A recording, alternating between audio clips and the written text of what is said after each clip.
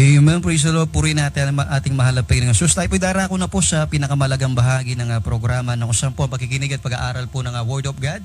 Akin na pong binibigyan yung buong pagkakataon sa ating beloved ordained preacher, beloved brother Boy Caluyan. Amen. Purihin po ang ating pinakamamahal na Panginoon, ang pinakamataas na pagpupuri, pagsamba, pagluwalhati ay para sa ating dakilang Diyos, ating pinakamamahal na Panginoong Jesucristo. God bless you po sa ating beloved MC, beloved Paulo. At mga minamahal, ako po ay nagpupuri, nagpapasalamat sa ating pinakamamahal na Panginoon, sa lahat po ng ating mga webcast viewers, Luzon, Visayas, Mindanao, sa lahat ng mga minamahal nating mga kapatiran. At personal po ako nagpapasalamat sa ating beloved brother Oni. Sa dako po ng Marilao, ang Oni Auto Supply, pagtulong po sa ating pong nasirang sasakyan. Sa lahat po ng mga minamahal natin mga kapatiran natin dyan sa Baliwag, dyan po sa dako ng Malolos, sa lahat po ng mga kapatiran natin sa iba't ibang panig ng mundo, maging sa ibayong dagat, mga kapatiran natin sa Kabisayaan, sa Mindanao, sa Metro Manila, sa lahat po na naabot po ng ating banal na gawain, po rin pong ating pinakamamahal na Panginoon. Nagpapabot din po dobleng paggalang sa ating minamahal at ginagalang na Pastor, beloved Evangelist Wilde Estrada Almeda, the end time prophet of our loving God. Sa lahat po ng mga beloved children, the Almeda family, sa patuloy nating pag-alaala sa mga hindi malilimutang aral nating beloved Assistant Pastor Lina C. Almeda. Po rin pong ating pinakamamahal na Panginoon, minamahal.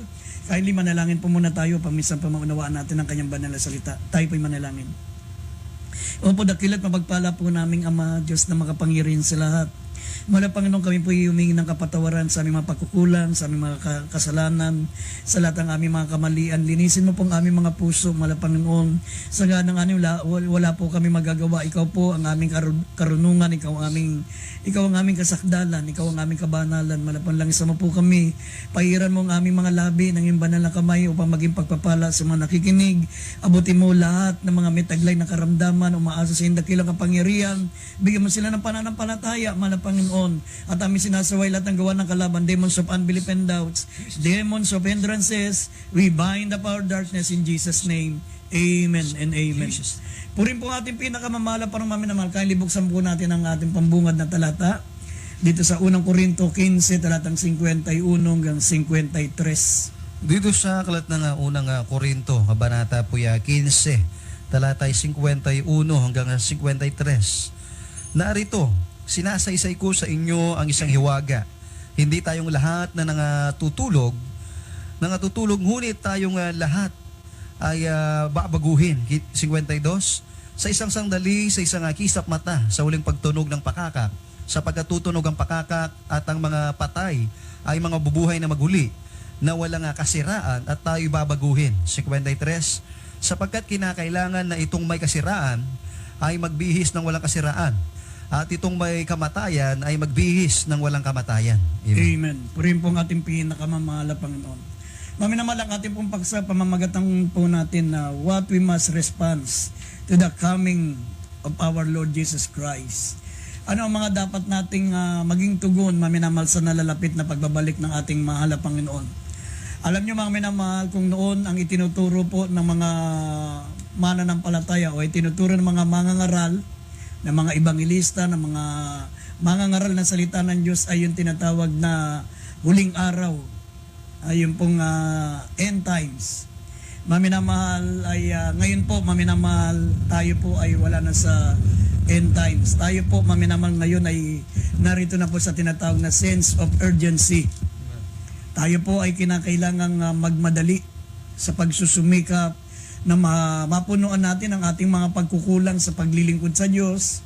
Sikapin na po natin, maminamal, tayo po ay nasa tinatawag na panahon na kailangan natin na pagsikapan na maging karapat-dapat tayo sa pagbabalik ng mahal na Panginoon, sapagkat anytime babalik ng ating pinakamamahal na Panginoon. Mga minamahal, nais ko pong ipaalam sa mga hindi pa nakakaunawa ng salita ng Diyos, sa mga tinatawag na unbeliever, gaya na nabanggit po natin, mga minamahal, babalik muli ang ating pinakamamahal na Panginoon. Ang ating Diyos, maminamahal, ay pinanganak 2,000 years ago sa isang hamak na sabsaban. Ang Diyos, maminamahal, na nagkatawan tao, napako sa krus, namatay ng walang kalaban-laban sa krus, maminamahal, para iligtas tayo sa kasalanan. Babalik siya, maminamahal, bilang isang makapangyarihang hari ng mga hari. At ang sabi ng Biblia, naparito siya mga minamahal para sa araw ng paghiganti. Ang sabi niya, in flaming fire, taking vengeance on them that know not God and obey not the gospel of our Lord Jesus Christ. Sabi ng 2 Thessalonians 1, 8 and 9, na ang Panginoon ay maghiganti sa lahat ng mga hindi naniwala sa Ebanghelyo. Ang Ebanghelyo, ito po yung kamatayan ni Kristo, pagkalibing at pagkabuhay na maguli, upang tayo po iligtas sa kamatayan at buhay na maguli pagdating ng araw. Yan po ang Ebanghelyo, mga minamahal. Sabi, paghigantihan niya ang mga taong hindi naniwala sa Ebanghelyo at hindi kumilala sa ating mahal na Panginoong Kristo. Hindi naniwala ng ating mahal na Panginoong Kristo ay Diyos na nagkatawan tao para tubusin tayo sa ating mga kasalanan. Mga minamahal, sinabi ng Biblia, yung hiwagang tinutukoy dito, ito po isang napaka-misteryo na walang sino mang makakaintindi, walang sino mang makaunawa maliban sa mga mananampalataya. Sabi, sinasaysay ko sa inyo ang isang hiwaga na hindi tayong lahat ay mamamatay. Hindi lahat ng tao mamamatay. Sabi rito, ang iba sa atin ay babaguhin. Sa pagbabalik ng ating mahal na Panginoon, maminamalang iba sa atin, mga minamahal, hindi na mamamatay, kundi sila'y babaguhin. Ang kanilang katawang may kasiraan ay babaguhin ng walang kasiraan. Ang kanilang katawan, maminamahal, na tinatawag na corruptible ay magiging incorruptible. Ang kanilang katawang panlupa ay papalitan ng Diyos ng katawang panlangit. Ang kanilang katawang mortal ay papalitan ng Diyos ng immortal, glorified body. Maluwalhating katawan, hindi na mamamatay, hindi na magkakasakit. Mga minamahal, hindi natatanda, at higit sa lahat, mga minamahal, may buhay na walang hanggan, walang katapusan. Sabi rito, mga minamahal, sila'y babaguhin at sa isang sandali. Sabi, in a moment, in a twinkling of an eye. Anytime, mga minamahal, may mangyayaring hindi kapani-paniwala, mga minamahal, biglaan. Katulad lang ng isang pagpikit pagpikit ng ating mga mata. In a twinkling of an eye, in a seconds, segundo lang, maminamahal, sabi, tutunog ang pakakak. Sabi rito, and the last trump, for the trumpet shall sound. Sapagat tutunog ang pakakak at ang mga patay ay mga mabubuhay na maguli ng walang kasiraan at tayo mga nabubuhay ay babaguhin. Sapagat kinakailangan itong may kasiraan ay magbihis ng walang kasiraan at itong katawang may kamatayan ay magbihis ng walang kamatayan. Yan ang layunin, maminamahal, bakit kinakailangan magkaroon ng tinatawag na the second coming of Christ, yung rapture, upang ang ating katawang may kamatayan ay mabihisan ng walang kamatayan. Ang mga namatay na nanampalataya kay Kristo ibabangon at sila'y mabubuhay na maguli. Mga minamahal, at tayo mga nabubuhay ay babaguhin ng ating katawan ng katawang hindi na namamatay. Kaya nga, mga minamahal, sabi ng Banal na Kasulatan sa Matthew chapter 24 verse 44, ang sabi po rito, so you also must ready, because the Son of Man will come at an hour when you do not know, expect Him. Maminamal, darating ang ating malapang na hindi natin inaasahan at hindi natin iniisip.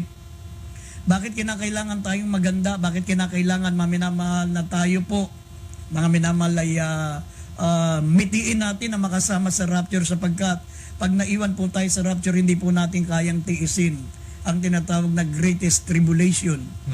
Ang napakahirap na magaganap, maminamahal, na kapigatian sa mundo. Sabi rito, maminamahal, kung mababasa po natin, ito po yung mga magaganap na tinatawag na the greatest tribulation. Sabi ng Biblia, magkakaroon ng kapigatian. Sabi ng Mateo 21, talatang 22, sabi, magkakaroon ng kapigatian na hindi pa nangyayari. Na hindi pa nangyayari mula nagkaroon ng tao sa sanlibutan. Sabi ng Mateo 24:21, mga minamalan, sabi, at hindi na mangyayari kailanman. At sabi, maliban pahikliin ang araw, ay walang maliligtas, walang lamang maliligtas. Ngunit dahil sa mga hinirang, sabi ng Biblia, maminamahal, ay pahikliin ang araw na yan. Magkakaroon ng dakilang kapigatian. Sabi ng Mateo 24:21 hanggang 22. Ano pong mga tinatawag na greatest tribulation? Basahin po natin itong Revelation 16:1-4. Italo natin ng 8-10. Tapos italo natin, mga minamahal, ng verse 12 up to 16. Pagkatapos ng 12 up to 16, italo natin ng 18 up to 21. Kaya po medyo tinatalon-talon natin para maabot po natin yung oras natin, maminamal na 30 minutes. Basahin po natin yung mga talatangan. Ito po yung greatest tribulation na mangyayari after the rapture. Ito po isang hiwaga. Napaka-misteryo nito, mga minamal. Walang makakaalam nito maliban sa mga masugid na nakikinig ng salita ng Diyos at masugid na nagbabasa ng banal na kasulatan. Basahin po natin Revelation 16, 1 to 4. Dito sa sunod ay 6 to 10, sunod ay 12 to 16, then 18 to 21. Dito sa aklat po ng Apokalipsis, Kabanata 16, talatay 1 hanggang 4. Dito po sa 1, at narinig ko ang isang malakas na tinig na mula sa santuario na nagsasabi sa 7 anghel, humayo kayo at ibuhos ninyo ang 7 mangkok ng kagalitan ng Diyos sa lupa. At umayo ang una at ibinuhos ang kanyang mangkok sa lupa at naging sugat na masama at mabigat sa mga taong may tanda ng hayop na iyon at nangagsisamba sa kanyang larawan. 3, at ibinuhos ng ikalawa ang kanyang mangkok sa dagat at naging dugo na gaya ng isang patay at bawat kaluluwang may buhay sa makatwid ay ang nanga sa dagat ay nangamatay. At ibinuhos ng ikatlo ang kanyang mangkok sa mga ilog at sa mga bukal ng tubig at naging dugo, talo ng 8 hanggang 10. 8, at ibinuhos ng ikaapat ang kanyang mangkok sa araw at ibinigay nito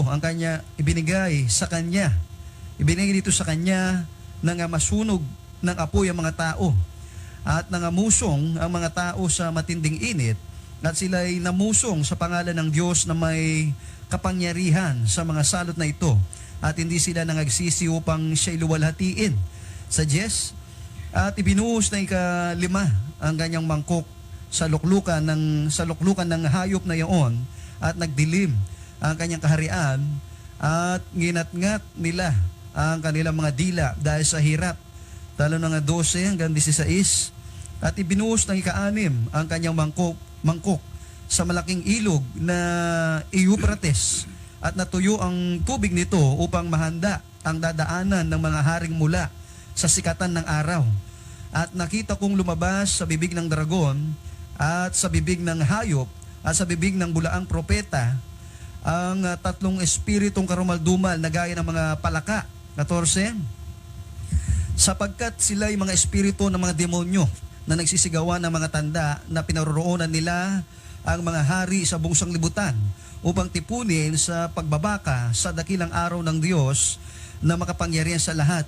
15, narito, ako'y pumaparitong gaya ng magnanakaw, mapalad siyang nagpupuyat at nag-iingat ng kanyang mga damit na baka siya'y lumakad na hubad at makita nila ang kanyang kahiyan. 16, at tinipon sila sa dako na Hebreo, na sa Hebreo na tinatawag na Armageddon.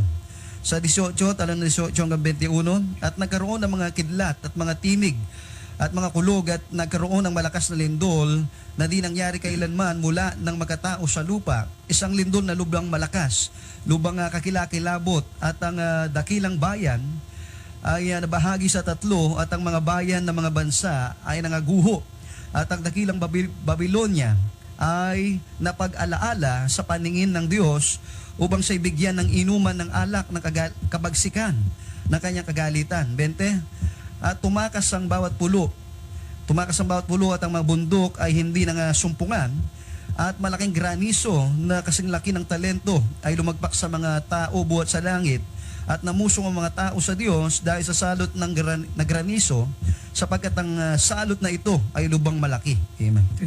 Amen. Amen. Yan po, maminamahal, ang mga magaganap after the rapture. Sinabi ng banal na kasulatan, maminamal, ang mga tao ay magkakaroon ng sugat. Ito yung sugat nito, maminamal, yung pong talagang magiging kalunos yung kalagayan ng tao. Para po silang mga buhay na patay. Sila po katulad po ng zombie. Patulad sila ng zombie. Epekto po, maminamahal, ng tinatawag po na ng 666, yung tinanggap nilang 666. Ito po yung epekto, maminamahal. Magkakaroon po na ito ng side effect sa kanilang mga katawan at sila po magkakalasog-lasog ang katawan. talagang wasak na yung kanilang katawan, buhay pa sila, magkakaroon sila ng mga sugat. Ang talagang matinding sugat na gaya ng zombie. Totoo po yung zombie, maminamal, pero ang zombie sa Biblia, hindi yung galing na sa patay at nabuhay muli, inuud na yung katawan, hindi ganun. Ang zombie sa Biblia, yung mga buhay sila pero mukhang patay na. Lasog-lasog na yung katawan, wala nang mata. Wasak na yung katawan, may pinsala na yung ulo, pero hindi pa rin sila mamamatay. Sabi ng Revelation chapter 9 verse 6, ang kamatayan ay tatakas sa kanila. Gugustuhin nilang mamatay, pero ang kamatayan ay tatakas sa kanila. Sabi, maminaman, matutuyo ang mga pinagmumulan ng ating inumin. Ang tubig ay matutuyo, ang mga batis. Ang mga pinagmumulan ng tubig, yung mga dam, wala na tayong may inom. Ano sabi, ang lahat ng mga dagat, ang lahat ng mga tubig ay magiging dugo. Iinom na ang tao ng dugo, maminamal, pati itong mga tinutukoy ko sa inyo, maminamal, na may mga sugat. Talagang iinom na sila ng dugo. Kaya nga, kapag naubos na yung tubig, maminamal, na naging dugo, ay yung mga katawan na ng tao ang sisipsipin nila para makasurvive sila, maminamahal. Yung tinatawag na zombie apocalypse. Yan, mga minamahal. At sabi pa ng Biblia, magkakaroon ng dikawasang init, matinding init na hindi matitiis ng tao. Magkakaroon din po ng total darkness for 1 year. Total darkness, wala kang makikita, para kang bulag. Pero hindi ka bulag, nakakakita ka pero bulag. Magiging bulag ka sa loob ng 1 taon sapagkat magkakaroon ng dikawasang kadiliman. At magkakaroon po ng digmaan, Battle of Armageddon. Ito po yung huling digmaan pandaigdig, yung pong dadayain ng 3 bulaang propeta, ang mga namumuno sa buong mundo, mga makapangyarihan tao sa buong mundo, yung lumabas na mga palaka dito, simbolo po yan ng espiritu ng mga bulaang propeta, maminamal, yung Antichrist, yung beast, yung Antichrist, at yung po mga false prophet. Sila po yung 3 palaka na yan, nakarumal-dumal na pupunta sa mga pinuno, mga minamal, upang kumbinsin silang magkaroon ng digmaan, magkaroon ng tinatawag na Battle of Armageddon, yung digmaan pandaigdig, at dadaan sila sa Ilog Euphrates. Matutuyo ang Ilog Euphrates at doon dadaanan ng Russia, ng tinatawag maminamal na North Korea at yung pong China, lahat ng communist country, lahat po ng mga Islamic country, doon sila dadaan para makarating sa Battle of Armageddon, yung Megiddo sa lugar ng Israel. Magkakaroon ng tinatawag na malakas na lindol na lubang kakilakilabot. At ang sabi, babagsak ang mga asteroids, ang mga malalaking bato sa langit, mawawalan ng gravity, babagsak sa lupa at babagsakan ang mga tao, mga minamalalos, maubos ang mga tao sa ibabaw ng daigdig sapagkat hindi sila tumanggap, maminamahal, sa katotohanan, kundi inibig pa nila ang mga kahangahangang kasinungalingan, sabi ng Biblia. Pero tayo pong mga anak ng Diyos, maminamahal, ano po ang dapat nating maging tugon habang minintay po natin ang pagbabalik ng ating mahal na Panginoon? Anytime. What are our response to the Christ coming? Anong kinakailangan natin, mga minamahal, na gawin habang hinihintay natin ang ating mahal na Panginoon? Sabi una-una, expectancy. Asahan po natin, mga minamahal, sabi ng Banal na Kasulatan, dapat expect natin, mga minamahal, na darating ng ating mahal na Panginoon. Lagi tayo maganda. Sabi ng Oseas 12, talatang 6, kaya't magbalik loob ka sa Panginoon. Mag-ingat ka ng kaawaan at ng kahatulan at hintayin mo lagi. Hintayin mo lagi ang ating mahal na Panginoon. Manumbalik ka. Ibig sabihin na manumbalik, kung ikaw ay mananampalataya, isipin mo ano mga pagkukulang mo, ano mga kamalian mo, ano ang mga hindi mo pa nagagawa bilang anak ng Diyos. Baka hindi mo pa naisuko ang mga natitirang kahinaan, ang mga natitirang pang mga bisyo, hindi mo pa isunuko ng 100% ang buhay mo.